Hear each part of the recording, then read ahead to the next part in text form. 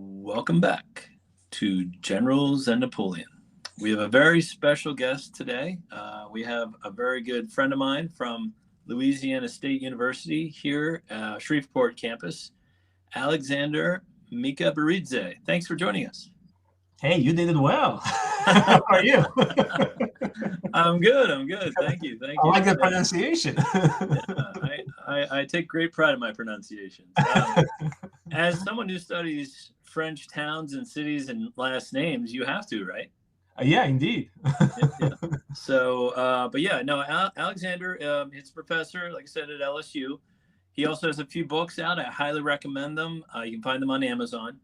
And he also hosts a podcast, which I love, Napoleonic Quarterly. And could you give us like a brief sketch of what that podcast is about?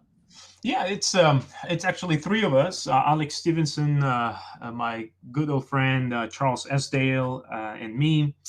And I think the uniqueness of this podcast is that we are looking at the entirety of the Revolutionary era from 1792 to 1815, but in 3-month chunks. And we kind of look in depth what happened each 3 months, why it is important, kind of wider context. And I think that is something quite unusual and unique.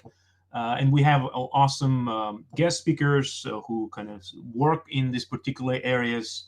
So each episode is kind of has a rotating 3 or more guest speakers. And so far it's doing quite well. And of course, we have a long road to go. We have actually, Alex, Charles, and I, we just recorded one on the beginning of 1798. So we still have 17 long years to go. Right. Well, let's hop right into it. Let's start off with the sly old fox from the north, General Kutuzov. Yeah, this is the guy that I spent the last 3 years kind of chatting and in company of since I just published in September his biography. Mm-hmm. And it's a good example of these existing historiographical problem when it comes to Napoleonic Wars. Here we see one of the most iconic general of the era, a field marshal, a distinguished general. And yet, the last biography of his was published decades ago, and it was quite awful. So, as a literary critic, it was quite awful. Yeah. And I mean, the author, who has written extensively on this period, but none of his works are really kind of in-depth and serious work.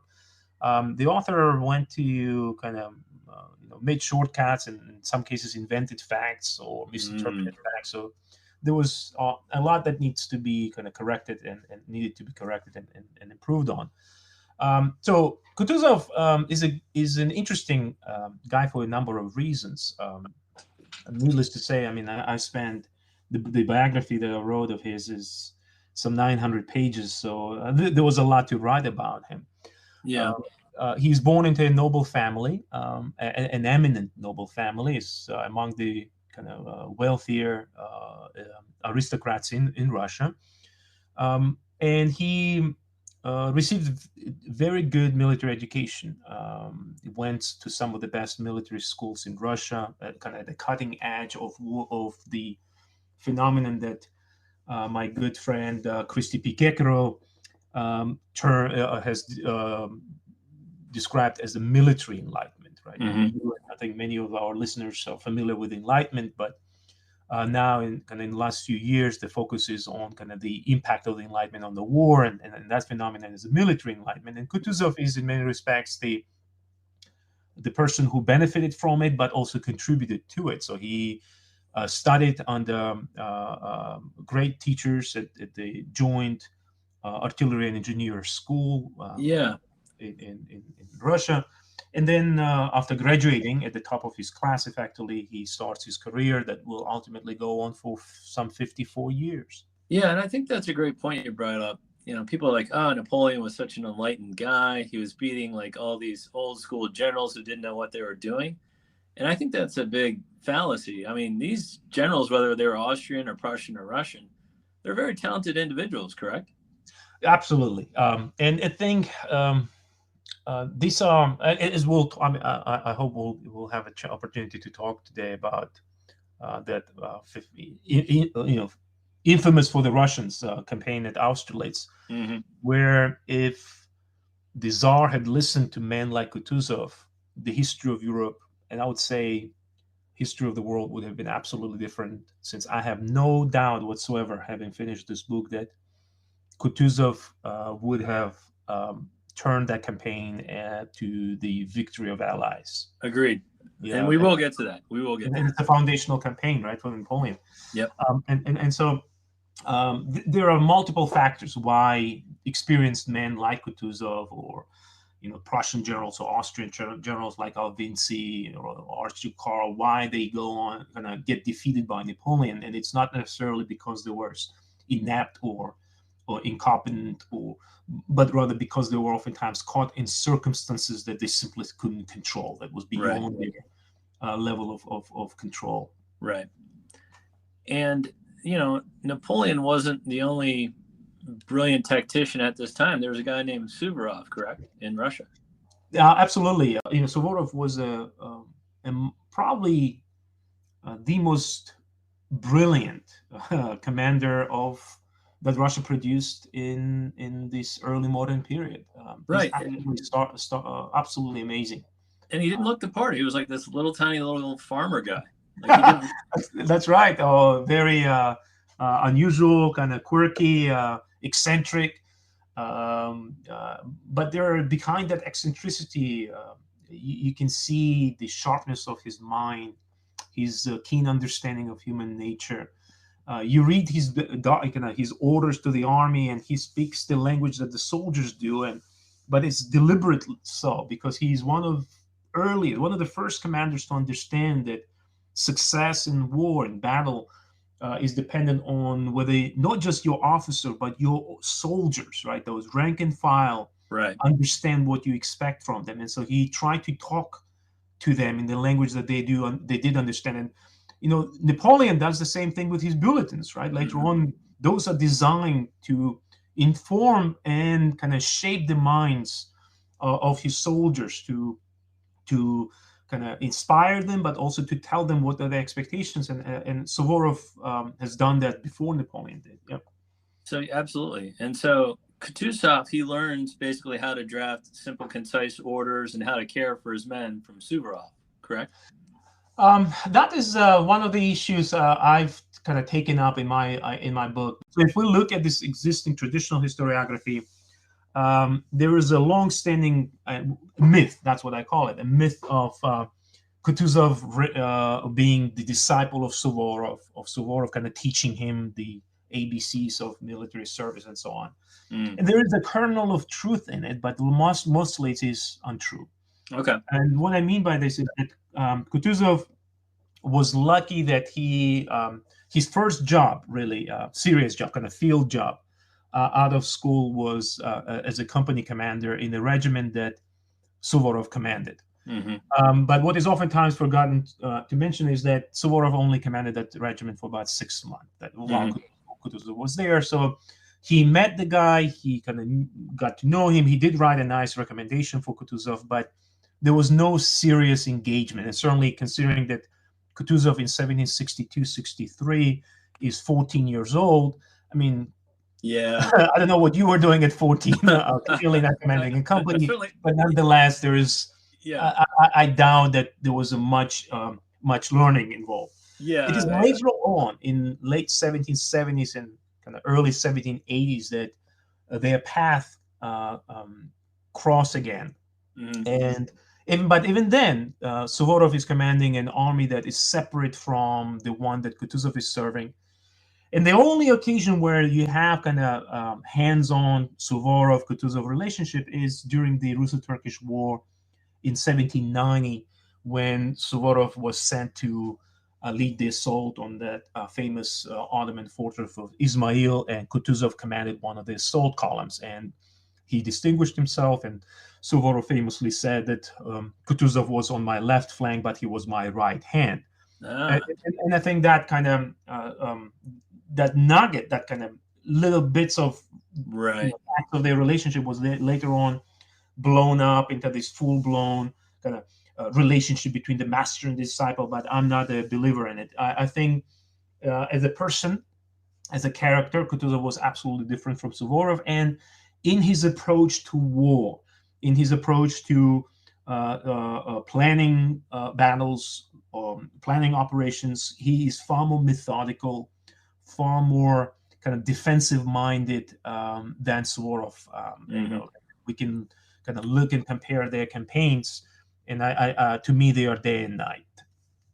Now, if we may fast forward a little bit from there, but that's a great point on the Suvorov-Kutuzov relationship. There's every picture you see of Kutuzov, he looks like this corpulent, lazy, overweight guy. Yes. and his eye, it looks misfigured, but that's for a reason, correct? Yes. So let me maybe state from the onset that the traditional portrayal of him with an eye patch is not true. In fact, it is an invention of Soviet cinema. Kutuzov never wore an eye patch, but he did suffer what I describe as a 2.5 grievous head injuries. He was shot twice in the head, plus at Austerlitz, a splinter struck him in the cheek. Now, those two head injuries were absolutely remarkable. Yeah. The first one takes place in, both of them take place in Crimea. The first one is in 1770s, and the other one is in early 1780s. The first one is particularly interesting because it was a medical sensation. So this should have been lethal, right? I mean, that should have been it. Absolutely. I mean, to kind of describe to your listeners, this is taking place during Russo-Ottoman War. Remarkably, I mean, especially for the American listeners who will be struck maybe by the parallel to the 1815 Battle of New Orleans, the peace treaty was already signed when the battle was fought. And in this case, Treaty of Küçük-Kaynarca was also already signed, but the news of it has not reached the the Crimean countryside, and the battle took place at a small village. And Kutuzov was leading this group of grenadiers, and as they were charging towards the Ottoman position, they had to cross the trench. And as Kutuzov was climbing out of the trench, he kind of got on the boulder so that people, his soldiers could see him, and he tried to inspire them to move forward. And as he turned, kind of to look at his soldiers, the Ottoman bullet struck him in the left temple, went through his cranium, and exited on the right temple. So it actually penetrated his entire skull. Wow. Now, Ukrainian archaeologists have done a really interesting study on the battlefield, and they recovered a lot of spent bullets from that area. And the average size of the projectile that they found is about 18 millimeters, so about more than half an inch. So imagine that thing striking your temple and passing somehow in your right prefrontal area without damaging the brain. And remember, this is the time before antiseptics, before any kind of germ theory, modern surgery. So Kutuzov was lucky that there was a very talented French surgeon in the Russian army who was able to treat him well enough that he didn't get any complications. He didn't get any inflammation. The bullet. He was also lucky that the bullet passed through without damaging his brain. Right. But it did damage the muscles of his eye, and therefore, when we look at the Kutuzov's portrait, he's always shown with that left eye kind of to the front, and the right eye is usually the back, not showing that it was kind of skewed out. Right. Although he could still see from both eyes. So he had later on developed the problem with the light sensitivity, but otherwise it's a remarkable, really, survival. And that was the first case. Yeah. The second time, he was in Crimea again at the Great Siege of Ochakov, and one of the officers, there was an Ottoman sortie, an Ottoman kind of attack from the fortress, and the officer called Kutuzov to look out from the embrasure to look at where the Turks were attacking, and as luck would have it, Kutuzov looks out, and just then the Ottoman bullet strikes him in the left cheek, goes kind of through his mouth, and exits on the other side. Kind of crisscross, injuries, right? Yeah. And once again, he survived. His speech was unaffected. He got no inflammation. In fact, 6 months later, he was healthy enough to get back into saddle. Did he travel to Western Europe for treatment on his eye and his injuries? Yes. So because the first injury was, I would say, almost unprecedented in terms of getting shot and surviving it. The Empress Catherine gave him a furlough and actually effectively paid for all his medical expenses, which allowed Kutuzov to travel to Berlin, to Vienna, and Leiden. Leiden actually had a really strong medical school at the time. And so he visited these places, kind of seeking treatment, but also meeting local kind of prominent people. There are stories of him interacting with Frederick the Great and meeting some of the great Austrian field marshals in Vienna. But unfortunately there is not enough kind of information surviving on who exactly he met and where and how. Right. So at least when I tried to kind of look it up, it was hard. I couldn't find any substantive information for it. But we do know that he traveled. Yeah. I see a lot of these stories and articles about who met Frederick the Great and who studied under Frederick the Great, and it's the evidence is flimsy at best. Yeah, and even if he, so I looked at Frederick's court journals, which usually recorded who came and who went, and there's no mention of Kutuzov, and certainly there's no mention of him in kind of Frederick's correspondence. So it would have been a social meeting at one of the kind of dinners. So I would not attach much kind of attention to it because it would have been a passing kind of encounter. Well, let's jump ahead to our favorite topic, to Austerlitz in 1805, if you don't mind.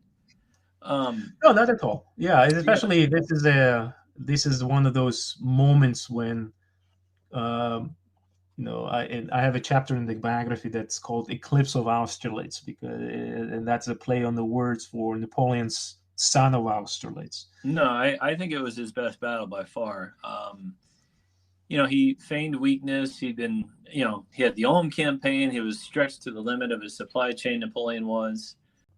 There is a long-standing myth, which has unfortunately been spread around for quite some time, that this failed. The failure of this joint operation was due to the difference in calendar.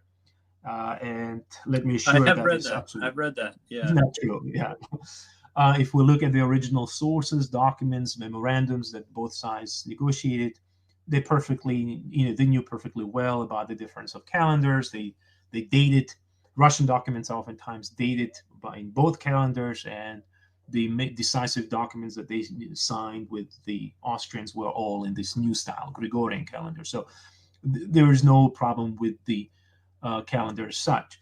The problem was, in many respects, the Austrian decision to launch the campaign in order to force Bavaria out of that perceived neutrality before the Russians even made it halfway to the Bavarian border. And that was a huge mistake, because that meant that it gave Napoleon a head start. So about 10 days of head start over Kutuzov. Which meant that by late October, when Kutuzov is approaching the Bavarian borders, it's too late. Austrian army is already at Ulm. It's encircled and about to be destroyed. That's one problem. Second, and it's a problem of coalition warfare.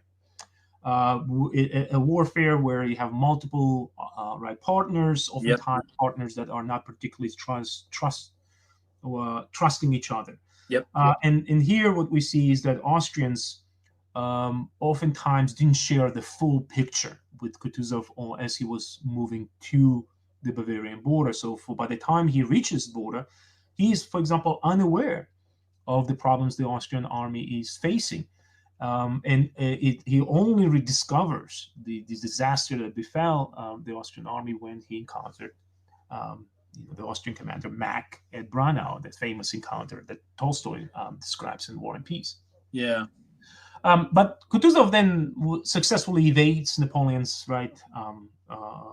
pursuit, and he's able to save the Russian army and bring it to the small town of Olmutz.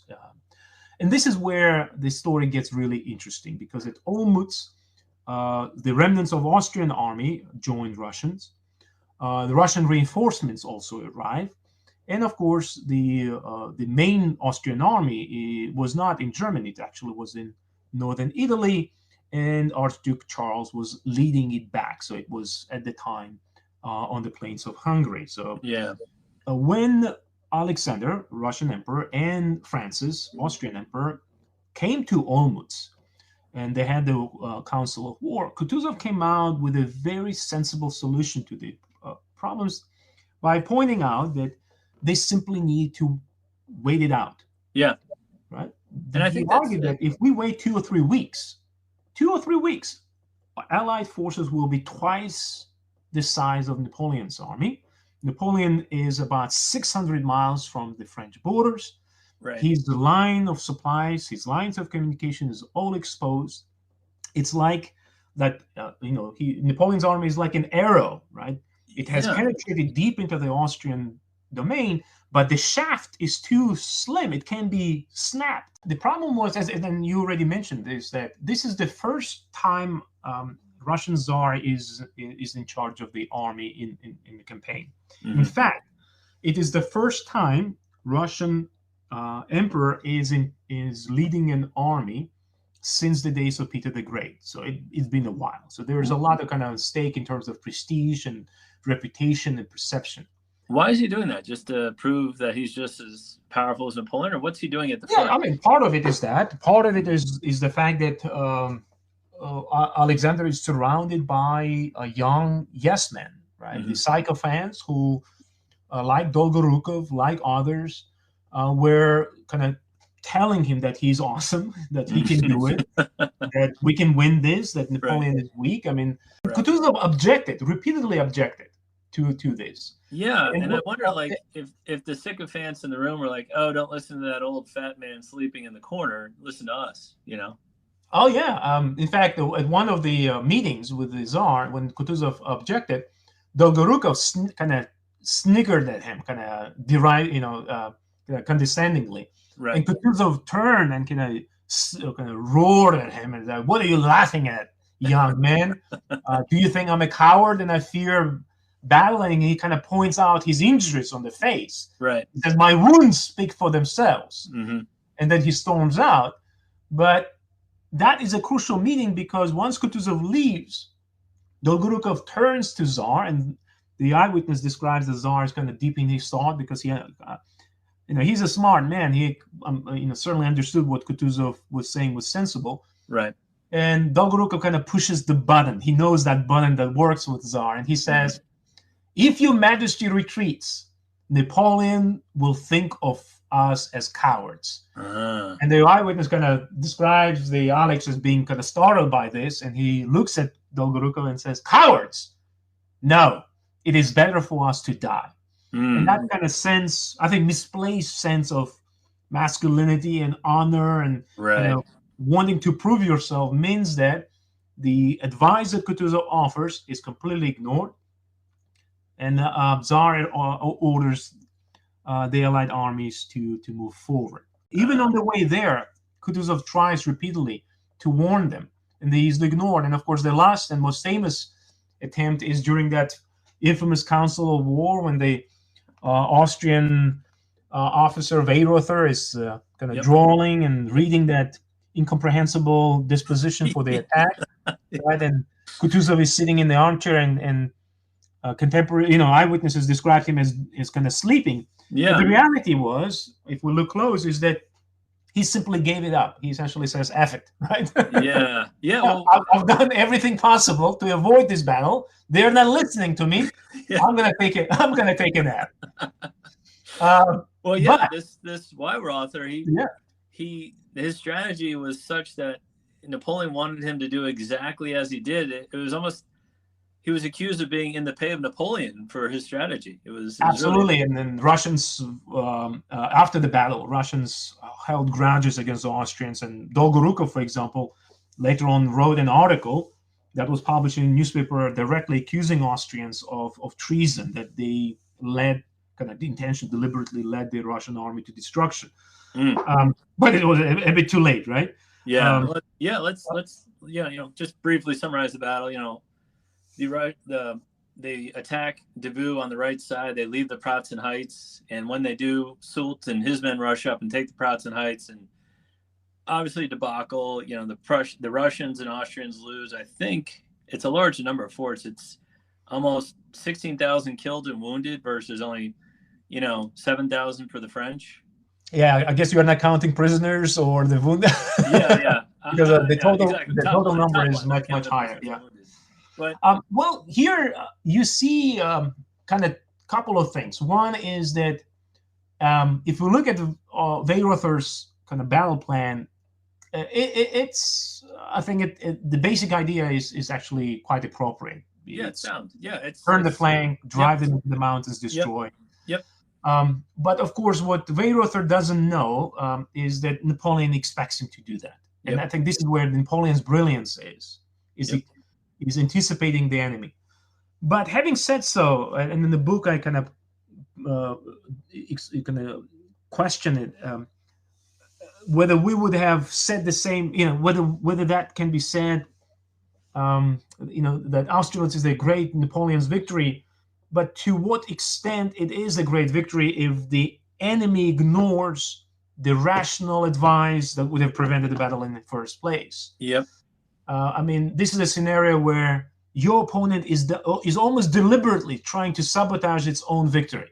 Mm-hmm. Yeah, it's really fascinating. And you mentioned, the strategy on the Austrian-Russian side was sound, but they were up against this genius guy who knew what they were going to do. Except if Kutuzov had the chance. See, this is the thing. If he had the chance to be in charge, as his position as a commander-in-chief entitled him, this battle, first of all, would not have been fought, and the outcome of the war would have been profoundly different. Agreed.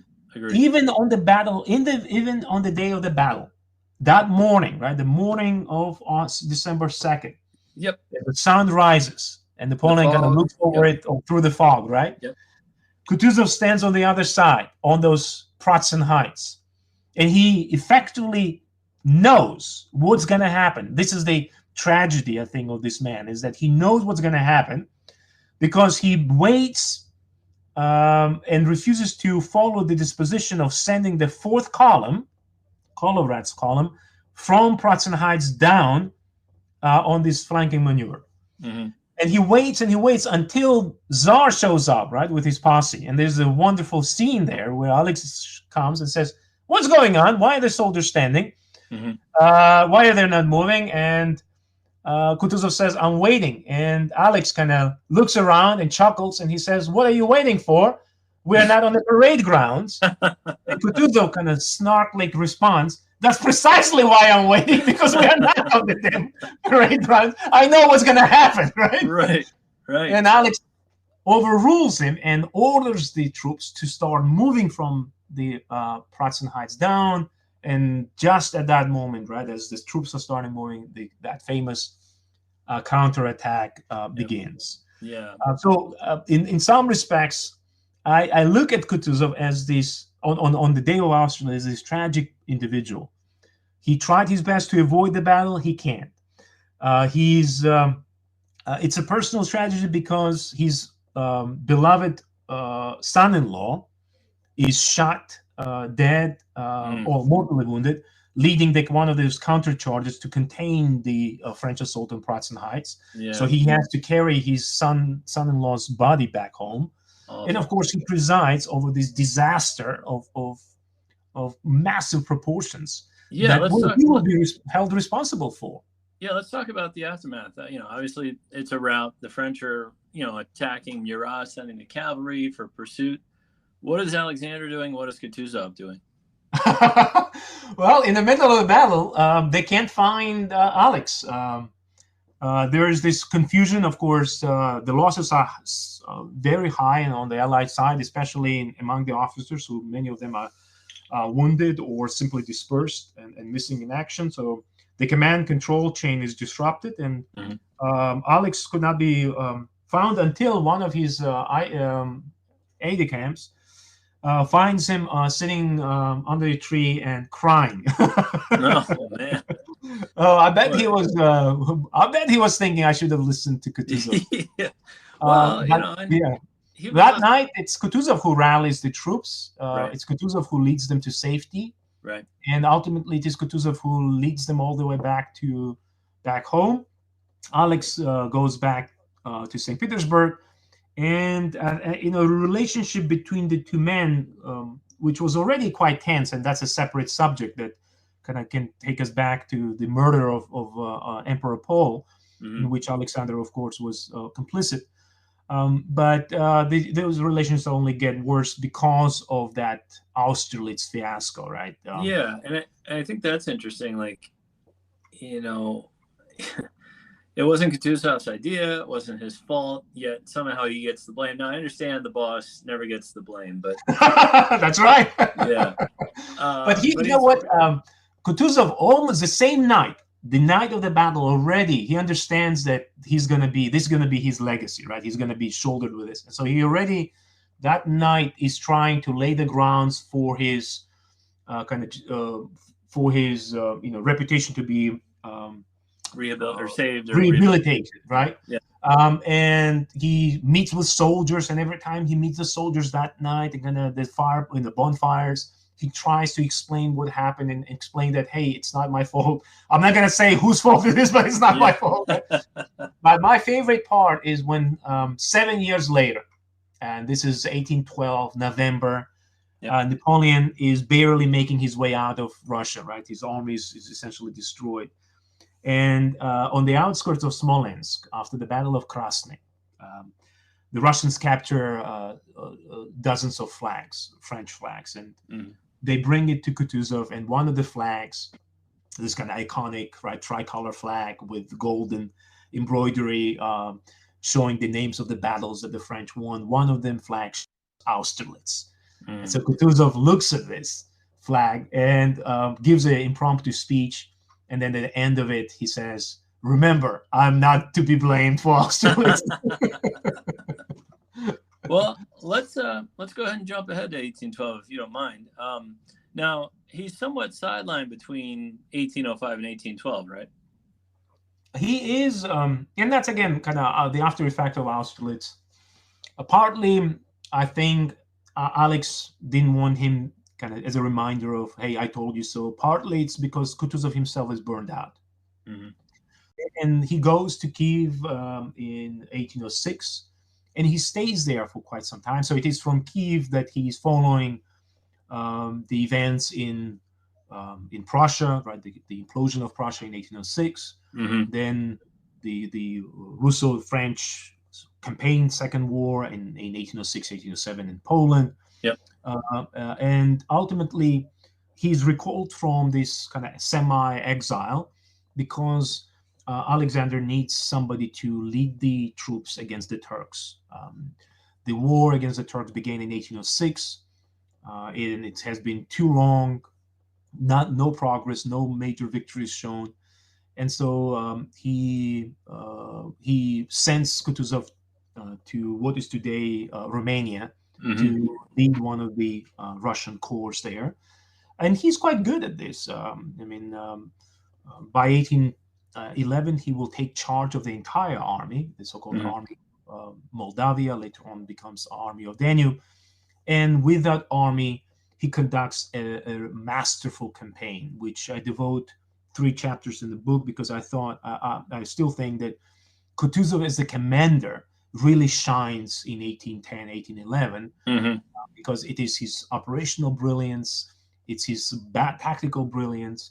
I look at him and I see all the elements and hallmarks of what we think of as Napoleonic campaigns, all being manifested by him against the Turks. But towards the end of that war, the Russo-Turkish War, 1806-1812, does he realize that his troops might be needed elsewhere? Yes, and that's one kind of the urgency where Alexander already in 1811, of course, sees the war coming, and we see Russian preparations for the war starting well before 1812.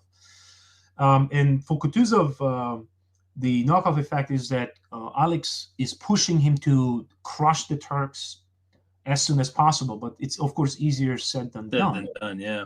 And even though Kutuzov scores a brilliant victory at Russe in 1811, even then Ottomans still refuse to negotiate with the Russians because they know that the war between Russia and France is impending, and they just want to wait it out. And in many respects, it's Kutuzov who, once again, very rationally advocates cutting losses, finding some compromise with the Turks, and ending the war so they can release 60,000 troops that were committed at this theater. And ultimately, it's his vision that materializes, because Alex wanted to grab what is all of Moldavia today, what is all of Romania and parts of Bulgaria, and urged him to give up on this conquest and keep just a little bit that the Turks were willing to give, because there was a much bigger threat to deal with. And ultimately, that's the vision that prevails in May of 1812, when Kutuzov signs the Treaty of Bucharest. Russia effectively gave up on 6 years worth of conquests against the Turks and only retained a small piece of territory called Bessarabia. But of course, the upshot was that the southern front was now secured, and those tens of thousands of troops could be used against Napoleon. Right. And if I may transition, on the other front, the French have invaded in June, and Barclay de Tolly, who's the commander, is facing odds of 2-1, and he's retreating and bringing Napoleon deeper into the country. Now, poor de Tolly, people are calling him a coward, and he doesn't know what he's doing, and he should stand up to Napoleon. And then the Battle of Smolensk happens, and it's pretty much a terrible battle on both sides. But after that, I think Alexander's had enough of de Tolly, correct? Even with that, before he knew about the battle fought at Smolensk on the 17th of August, right? So the battle just started, and of course, Alex, having no internet or cell phones, doesn't know it. Even before that, Alex is convening a meeting of the special committee that was tasked with selecting the new commander-in-chief. And of course, the reason for this is the perceived failure of Barclay de Tolly to stop the French invasion. So, irrespective of the outcome of Smolensk, Barclay de Tolly would have been removed. Interesting. From the command. Interesting. And the choices available, obviously, the Bagration, there's Bennigsen, but they go to the old warhorse, right? They go to Kutuzov.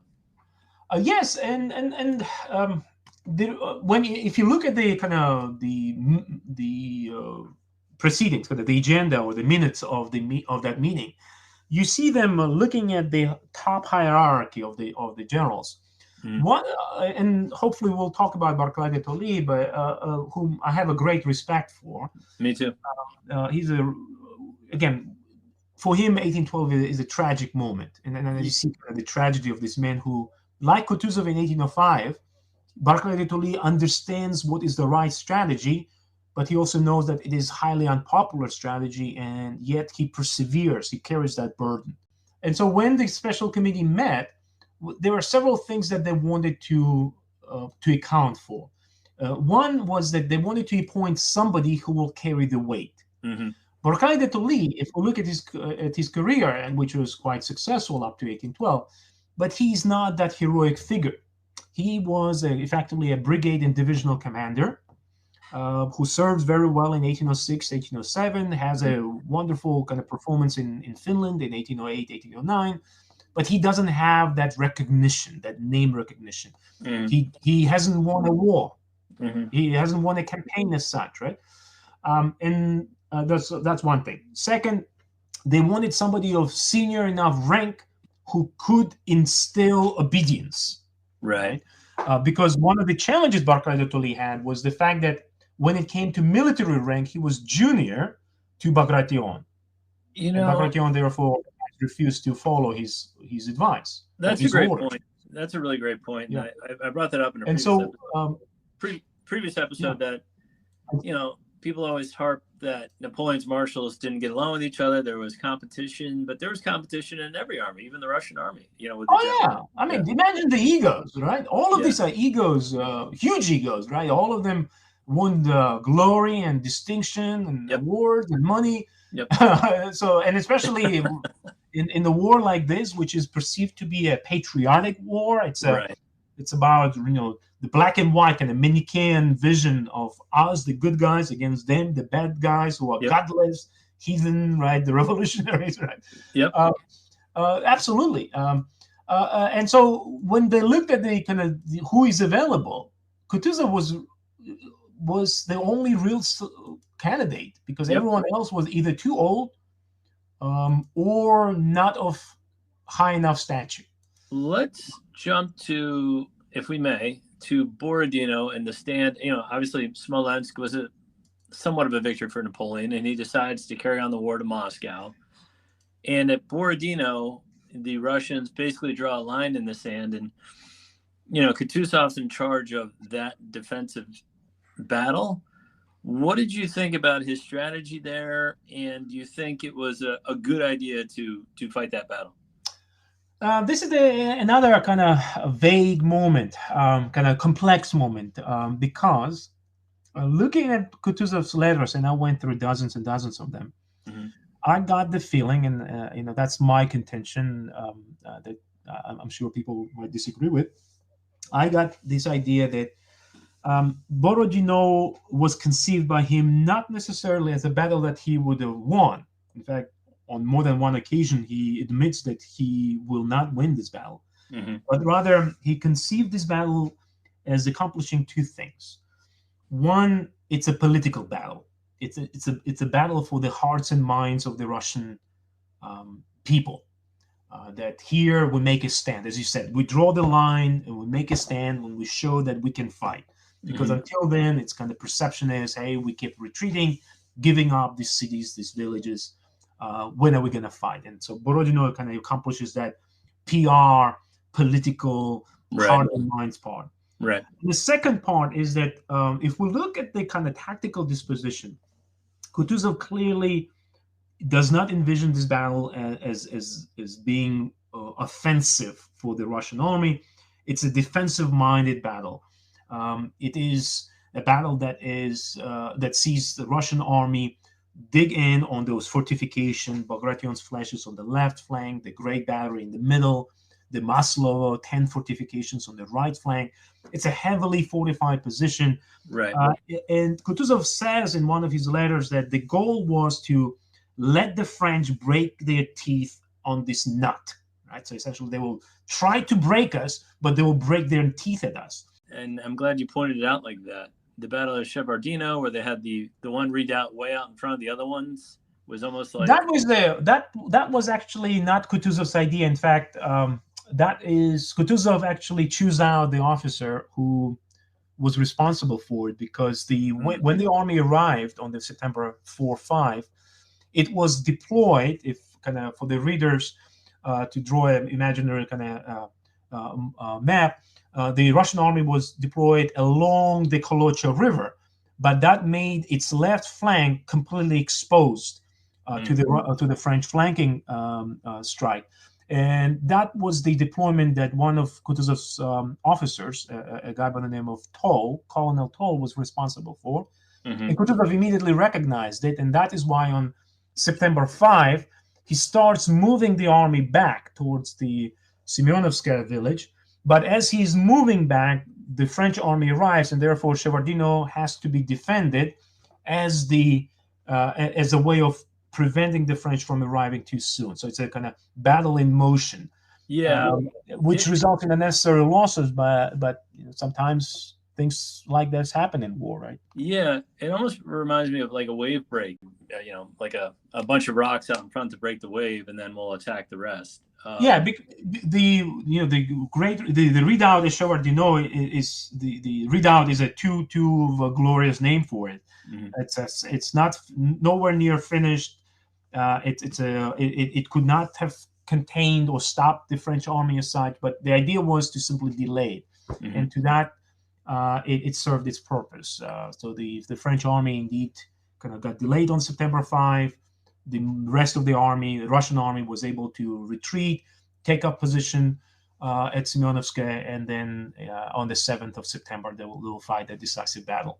Yeah, and then if I may, I think the battle, once it started, Kutuzov was plugging holes in the dam where he could, and he was redeploying as best he could. He lost Bagration in the battle, and on the French side, massive losses. Davout was wounded, Ney was wounded. It was an epic battle, but the amazing thing, whatever you want to call it, a Pyrrhic victory for Napoleon, is that, if I'm not mistaken, Kutuzov reported it to Alexander as a victory. Yes, and kind of to mention something, so Kutuzov is prudent enough to realize that in the battle, the type of battle he wants to wage, and that is again the battle of attrition, right? Mm-hmm. He doesn't need to be a hands-on manager of everything. Mm-hmm. That is why, if you read his order to the army on the day of the battle, he specifically says that he delegates the authority to his two subordinates, and that is Barclay de Tolly and Bagration. Mm-hmm. Both of them accomplished, veteran, experienced, capable men, and he lets them fight this battle locally, right? So essentially, Barclay, you deal with the right and center, Bagration, you deal with the left. And that is why Kutuzov is largely absent from the battle. He famously sits and eats fried chicken on top of the hill, right? But right. And then sometimes creates this vision of him of him just being careless or not involved. But no, he paid close attention to the battle, but understanding that his role is in many respects is not needed because he has these two brilliant guys. Mm-hmm. Who, in many respects, acquitted the task that he gave them. Certainly, Barclay de Tolly did. That's a great point too. And Napoleon sometimes, did that as well. He gave an overall strategy to the battle, but he left the actual handling of it to his marshals. Yeah, and I think that's at least that's my conception of Borodino, and why Kutuzov, by all eyewitness accounts, why he had this kind of hands-off approach. Yeah. If I had the likes of Bagration, Barclay de Tolly, Dokhturov, Raevsky, right, Bogovut, and others, and under my command, exactly, I would have given them kind of the basic instructions, and then trusted them to take care of the rest. Platov, the guy that you mentioned, that one is a bit problematic. Partly because he was drunk on the day of the battle. Really, really drunk. Yeah, he was unique, that one. He was. Yeah, let's say let's keep it at that. Yeah, that's a nice word. Yeah, unique. But to fast forward in the story, so the battle's won. Napoleon moves his army into Moscow and occupies the city. Where does Kutuzov take the army? Well, Kutuzov, after abandoning Moscow, Kutuzov does a wonderful maneuver. It's called Tarutino maneuver, which Napoleon himself later on kind of talks about, grudgingly admits that was a great of great conception. And what that maneuver allows him is to mislead the French, and kind of Russian army pretends that it is retreating southeast, when in reality it actually makes a U-turn and marches to southwest. And it positions Russian army within the striking distance from the French lines of communication, but also safe enough from Moscow where it can rebuild itself. And through 35 days that Napoleon spends in Moscow, Kutuzov is building that army at the fortified camp at Tarutino. Right. So the Russian army doubled in size almost. It got tens of thousands of light cavalry, of Cossacks. It received infantry. It rebuilt its artillery train. It got resupplied. All the while, of course, French army is living amidst the burned out ruins of the former Russian capital. Correct.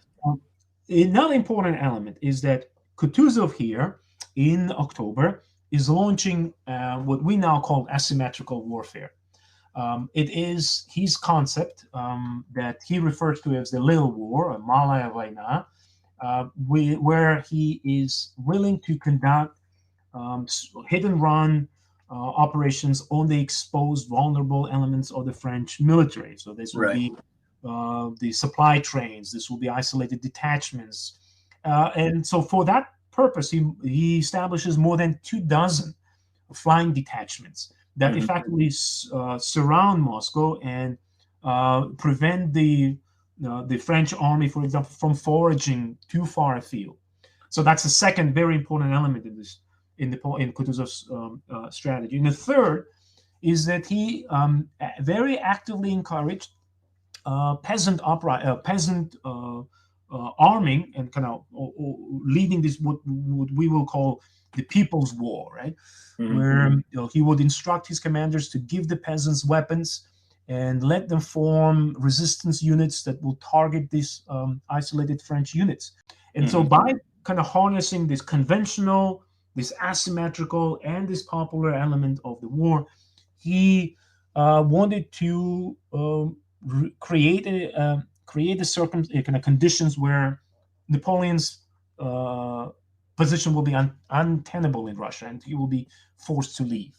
Right, and I think that's where we touch on Murat, who's friendly with these Cossacks. He's thinks he's befriending them, and then the surprise attack, I think, led by Bennigsen at the Battle of Winkovo.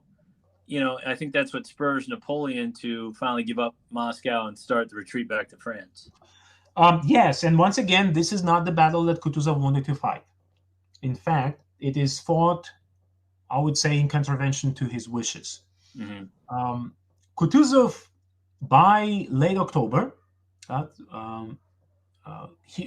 me say, by mid-October, Kutuzov already was seeing kind of the fruits of his asymmetrical approach, right? But of course, this approach is not sexy. It doesn't result. It doesn't result in great battles. There is no, won triumphs, no promotions, no awards, and so Bennigsen and many of the Russian officers got really anxious.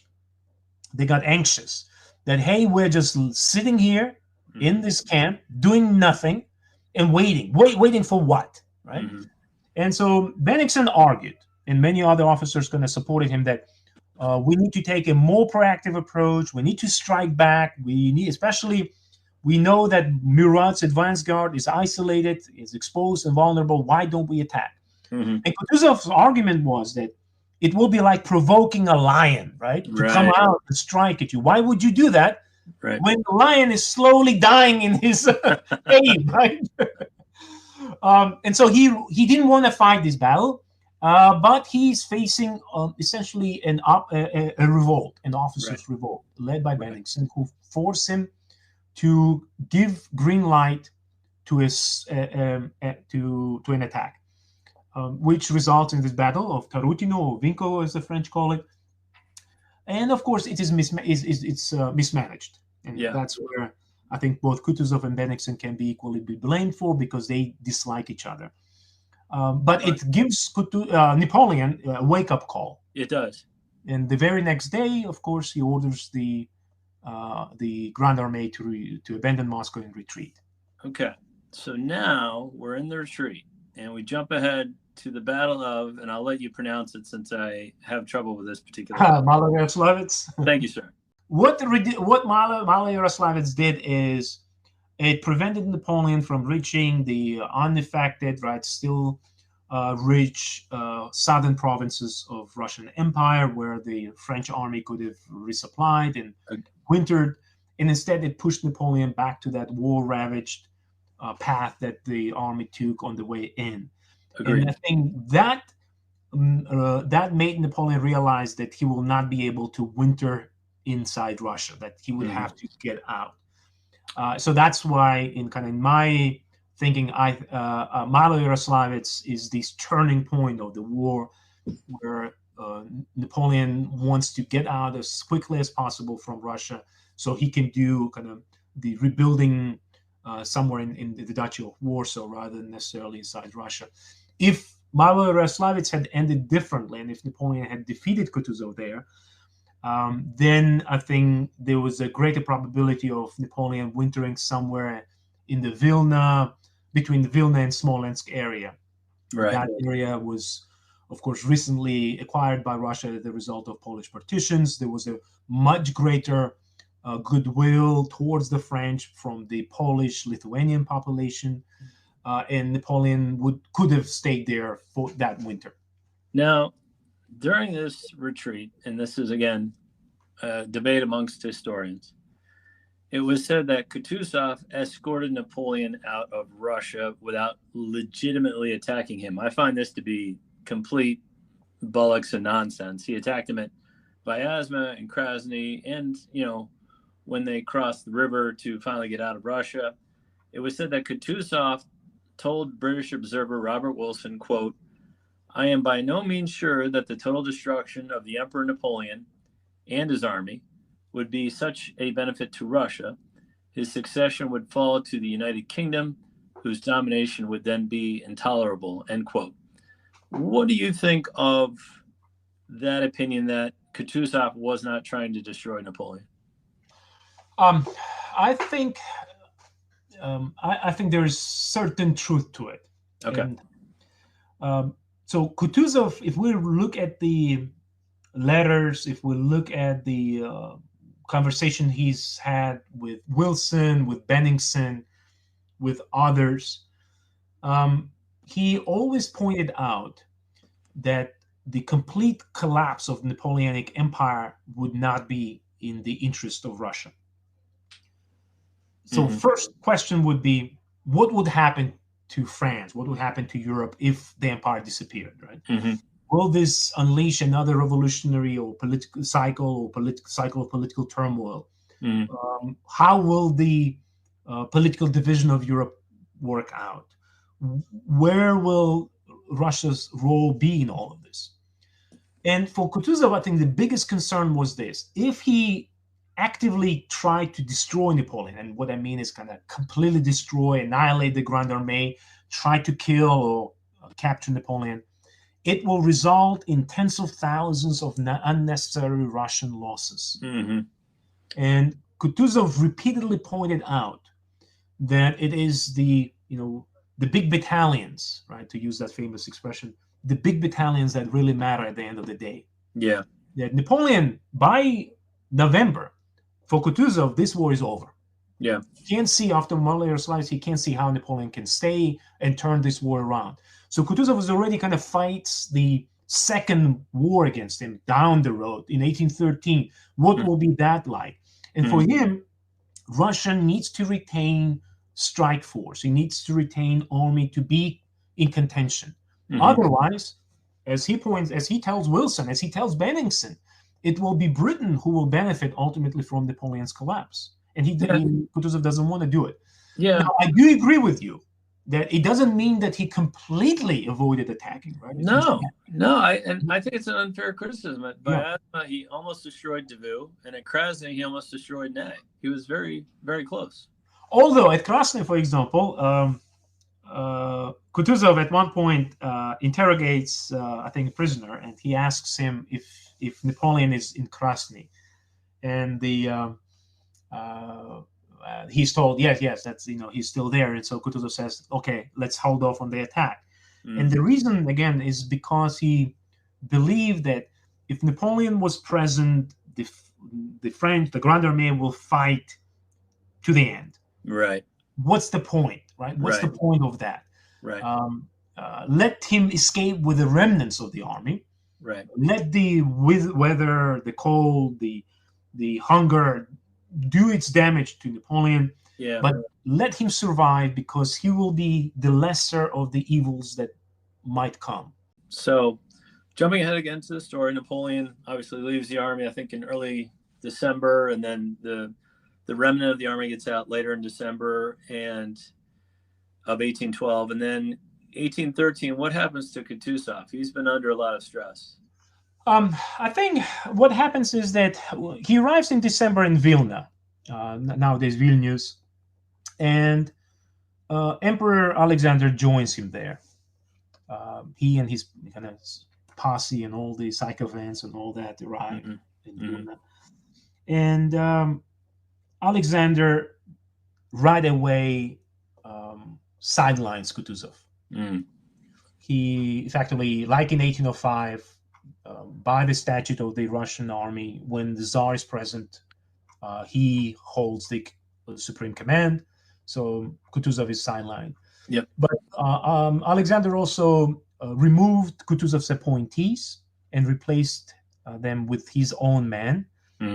Chief of staff is replaced, and now is kind of directly responsible or answerable to Alexander. The duty generals are replaced, and so on.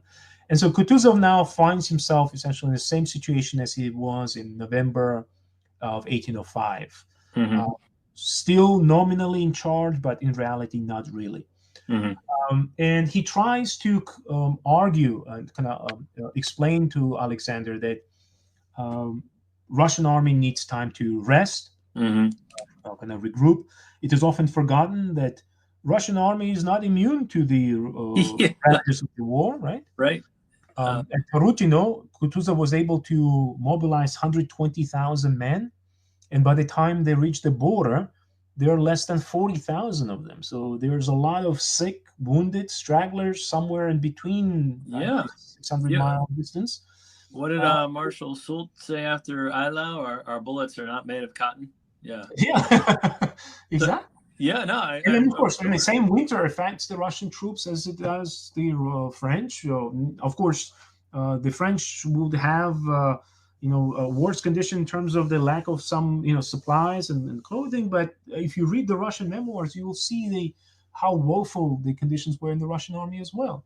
Yeah. And so Kutuzov argued that the army needed a respite. Yeah. And he convinced Tsar to give them about 2.5 weeks of rest. Yeah.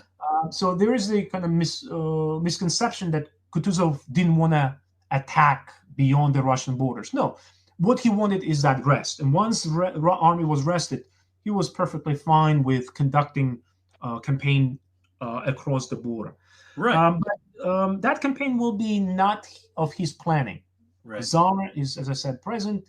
It's Tsar who takes the charge. It's Tsar who decides what, where, and how. And Kutuzov actually plays the second fiddle. But you already mentioned that after this brutal campaign, Kutuzov is sick. He's 67 years old at this point. And I mean, he's been in the field since 1810. Really, he's been commanding these troops, and it's a rough life. Yep. The winter of 1812 is really cold, so he suffers from various illnesses. So by 1813, he really needs a break, but he can't leave the army. He stays, and at one of the cities in Germany. Yep. He is greeted by the population, but people of cities that came out with flowers and all, and that's in late March, early April. And Kutuzov got off his carriage to greet them, and once he did, he was not wearing warm clothes, and he got cold. And that cold kind of developed into some more serious illness. We're not sure exactly what it was. But he kind of complained of shivers and fever, and his condition progressively got worse. And in late April, he passed away. What do you think his legacy was in the end of the day? His legacy, I think, is multifold. The strategy that he pursued in 1812, I think, was correct. Yep. It is true that it is a strategy that Barclay de Tolly laid the foundation for, but I would say that if Kutuzov was in charge of the army in June of 1812, he would have done exactly the same thing. Yeah. So I think he has a nickname, right? His full Russian name, because as your listeners know, Russians use patronymic names. Mm. So his name was Mikhail Ilarionovich. So his father's name is Ilarion, but his nickname was Fabian Ilarionovich. And that's a reference to the Fabian, right, the Cunctator, the great Roman general who defeated Hannibal Right. in the Punic War. Right. And that's the nickname that predates 1812. That's a nickname that goes back all the way to the Russo-Turkish Wars, because people appreciate his methodic approach to war, kind of rational, cold reasoning. So I don't expect him rushing the battle in June or July of 1812 like Bagration would have if he was the commander-in-chief. So I think the strategy that he put in place after becoming supreme commander was the right one and perfect one. Kutuzov may not be the flashiest, may not be the most exciting commander of this period, but he was the right commander for the right place at the right time. Yeah, which is decisive. Oftentimes is more important than being the most capable and most talented. Yeah, exactly. And I think he reminds me of like a chess player who's in no rush to make his next move. He knew what he was doing.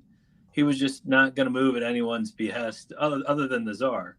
Kutuzov says, Wilson says Kutuzov was utterly lazy, incompetent, and perhaps even a friend of the French. And of course, that's said in 1812 when Wilson unsuccessfully tried to convince Kutuzov to attack and destroy Napoleon's army, and so there's a lot of ill will from Wilson on that. Yeah, I just think he knew what he was doing. He was a sly old fox, and he wasn't gonna rush anything that he didn't want to do. Yeah, and in August, when he's appointed as a commander-in-chief, Kutuzov has a last meal, kind of last dinner with his family. He's not going to see them again. He will die, without seeing his wife or his children or relatives. But at that dinner, of course, everyone kind of was fretting and asking him, what are you going to do? And he tells his family that I don't hope to defeat Napoleon, and which is a remarkable statement to make if you are a new supreme commander of an army, right, tasked with defeating Napoleon. But he says, I don't expect to defeat Napoleon. I expect to outsmart him. Mm-hmm. And ultimately, this is what I see him accomplishing, is that through this tactical approach to war, he effectively outsmarts Napoleon. Yeah, and I think that's a great point. I think we should end on that. I think in the long run, I think he did. I think he had a plan. He stuck to it no matter what the sycophants or yes men of the Tsar wanted him to do. And at the end, it worked out. I mean, obviously there was a lot of suffering and carnage involved, but he did what he wanted to do. Well, let me add one point maybe, because I think this is one of the reasons why I wanted to write this book. And that is about the misuse of history. Mm-hmm. Because Kutuzov offers a very good example of myth making, because we oftentimes talk about Napoleonic myth, Napoleonic legend, but there is a strong Kutuzovian myth and legend that has been going on in Russia for, we can say, better part of 2 centuries. Mm-hmm. But that is a myth that state very carefully cultivated. And Kutuzov, who was derided, who was criticized, who was not particularly well liked by his contemporaries. You see a lot of criticism leveled at him while he was alive. Yeah. But after his death, something unique happens. Alexander, even though he disliked the general, he realized the opportunity he has to kind of create a narrative of great victory. And so he made arrangements to have Kutuzov buried in the great cathedral of the Holy Mother of Kazan in St. Petersburg. And that cathedral then was turned into a cathedral of military glory of Russian Empire. Right. All the trophies that the Russian army captured during the war will be deposited there. and Kutuzov's grave will be kind of the shrine, right, of the man who brought Russia to the pinnacle of its glory. And that turned Kutuzov into an institution that was very difficult to criticize. So you see, in the 19th century, people tried not to challenge the existing narratives or the state narratives of Kutuzov as a glorious figure because it was unpopular. And then this narrative becomes even more entrenched in Soviet time, because during World War II, when the Nazi Germany attacked Soviet Union, and the Soviets suffered a calamitous, beginning of the war, hundreds of thousands of losses in the first 2 years.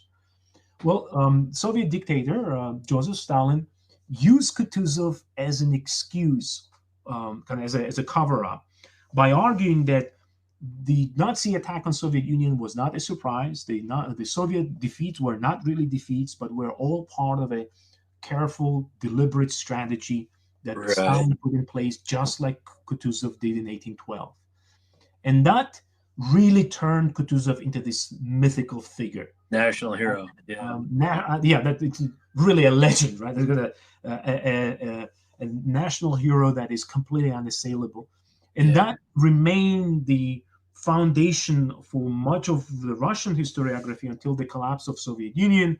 Now the new generation of Russian historians effectively have to struggle against this myth, against this legend, and they try to show the reality, which is very hard to do because people already have kind of bought into this existing narrative. Yeah, and I think that's called controlling the narrative, and that's what Napoleon was trying to do on St. Helena. He was trying to write his narrative. That's precisely, exactly. Yeah, and no, I think that's a great point to end on. Is even like you mentioned at the beginning of the podcast, just because there's a book written on Kutuzov 20, 30 years ago doesn't mean it's entirely accurate. That's right. Absolutely. So do your research, kids. Do your research.